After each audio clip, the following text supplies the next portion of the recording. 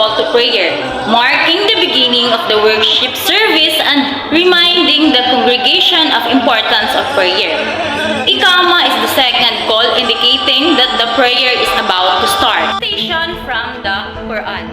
Reciting verses from the Quran emphasizes the central role of the Holy Book in Islamic worship. Opening dua or the supplication. Starting with a supplication set, a reverent tone and seek Allah's blessing for the gathering. It prepares the heart and minds of congregation for worship.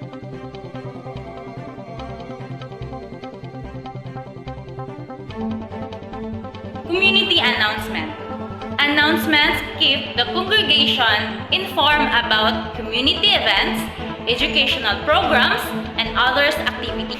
Each element of this worship program is designed to reflect the principle of New Testament worship, providing a holistic and engaging worship experience.